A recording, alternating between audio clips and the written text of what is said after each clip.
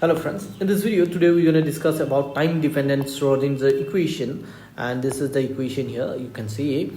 And before we start, please do subscribe to the channel, hit the thumbs up button, and also share with your friends, inspire me to create new contents for you and help me to grow my channel. And if you want to follow me on Insta, this is my Insta ID OJHALAKHYAJIT123. That's my Insta ID. You can follow me on Insta. So now let's start.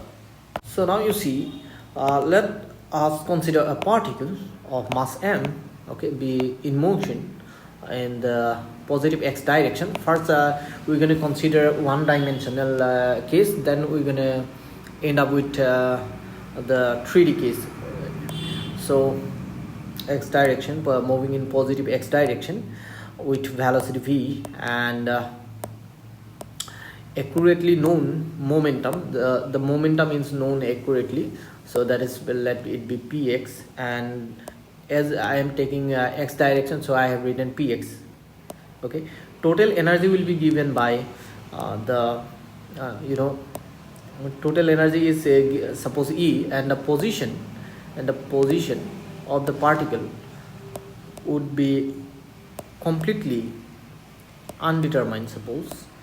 So, and the wave function psi of this particle is this, right? This is the wave function. Here this A represents amplitude, okay, amplitude. And so according to De Broglie, he said that when a particle is in motion, okay, then it shows the properties of, or characteristics of wave as well. So it must have a wavelength that is given by lambda is equal to h by p. H is the Planck's constant, right, and p is the momentum. Okay, so if a wave is associated with a particle which is in motion, then we know that wave can be expressed as this form. Okay, so this is a complex form, so a wave can be expressed in this way.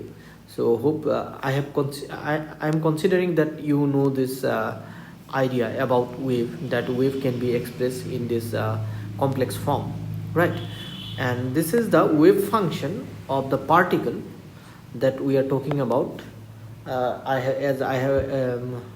Of the particle that I have mentioned about above this equation. And wave functions give the information about this particle. Okay, now let me go to the next slide. Okay, now you see, if the speed of this particle is comparatively very less than light, the speed of light, then we can say kinetic energy plus potential energy is equal to the total energy, which is E in this case. Let me write this up. We know that kinetic energy can be given by this, plus potential energy is V, E is the total energy. Let it be equation number 2. So we know this relation that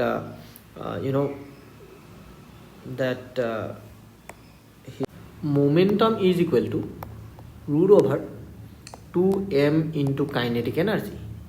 Okay, 2m into kinetic energy, and from this relation we have got kinetic energy equal to, as we are considering x component, so here px, and from here we're going to get kinetic energy k is equal to px square by twice m. That's why instead of kinetic energy I have written this, right? So hope you have understood this. Now let me clean these things. Okay, now you see what we're going to do. Now equation, let me multiply this equation. Let me multiply this equation with psi by psi. Okay, multiplying equation number 2 by psi. Let us multiply this equation number 2 by psi. We have got this equation. Then let us differentiating equation number 1. So what was equation number 1? So this was equation number 1, right? If you differentiate the both side of this equation number 1 with respect to x, then what you gonna get? Here this amplitude A, this is constant part, so it can be taken out of the integral. So we can write this way. Let it be equation number 3. Let me give this as equation number 3. Now you see, okay, so here,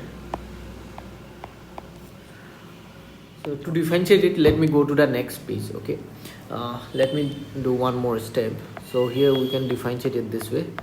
So a can be written outside del x of e to the power I by h cut px into x minus e into t, right? So now let me go to the next part, next slide.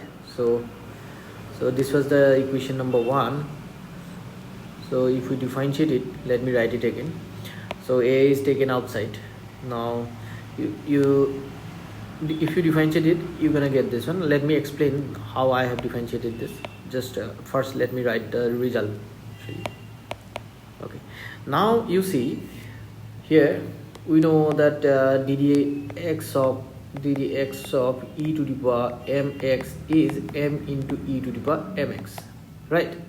So if that is the case, then here you see we have e to the power this into this.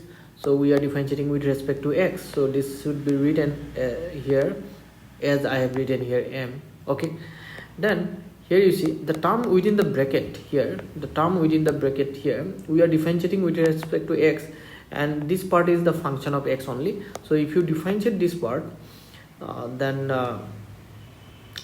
what you should get? You should get px only, and this is derivative. This is a function of time, so its derivative will be 0. So that's why if we differentiate this, then we're gonna get this one, this result. What we have done here, a into this one, I have rearranged these terms. Okay, now you see, if you observe carefully, then this part is nothing but again psi. Okay, this part is nothing but again psi. So what we can do, we can replace it by psi from equation number 1, right? So now let us suppose this is equation number 4. Okay, now if we differentiate this equation both side again with respect to x, then what we're gonna get? Again, let us differentiate it. So here px, then you need to define psi again, del psi by del x. So now you see, we know del x of psi is again I by h cut px psi. From equation number 4, we can replace this del psi by del x by this value, okay, using equation number 4. So now let us simplify this. So here we're gonna get this, right? And from here, let us obtain px square psi, that's gonna be equal to this, right? So now again, if we differentiate equation number 1, what was equation number 1? Psi is equal to a e to the power I by h cut is px into x minus e into t. Okay, that was the equation number 1. If we differentiate this equation this time with respect to t, not x, so then what we're going to get? This is the equation number 1, right? Let me write it again here properly, and let us differentiate this. If we differentiate this, since this a represents amplitude that comes out of the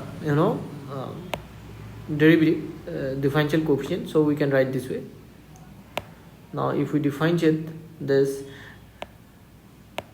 you're gonna get this term. So how I have differentiated this? Now you see, again, e to the power this, here you can see this part is function of t. So we're gonna consider this part as constant, so taken outside. This derivative of this with respect to t, that's gonna be equal to 0, right? That's gonna be equal to 0, and here we're gonna get I by h cut minus e into t. If you differentiate this is function of t, derivative of t with respect to t, that's going to be 1. So we have got this minus I by h cut e, and again we have got this, because you know derivative of e to the power t, that remains e to the power t. If you have m here, any constant m, then we have to write here m into e to the power mt, right? So hope you have understood this. This is very simple differentiation, right? So now let's go to the next slide. Okay, this is suppose equation number 5. Let me take this is equation number 5. Now here you see, so what we have done, let me write the differentiation again. Okay, so now let's simplify this. Then what we're gonna get, now you see again this part is psi, so that's why we can write this is psi from equation number 1 again. So this part is psi, we have replaced it by psi. So now let's obtain e psi, that's going to be equal to this, right? If we simplify this above equation, you're going to get this. This is equation number 6. That's what we have got. Now you see what we're going to do again, using equation number 5 and equation number 6 in 3. So let me write equation number 5 and 6. Okay, so this was equation number 3 and this was equation number 5. Instead of going back to the previous slide, let me write the equation number 3 and 5 here. Okay, you don't need to repeat this once you have written. So now let us replace this part. If we use equation number 5, then we're gonna replace this by this result. Okay, using equation number 5, and using 6, what we're going to do, we can replace this e psi by this result, right? So then e psi is replaced by equation number by the result in equation number 6. So then we have got this result after using 5 and 6 in equation number 3.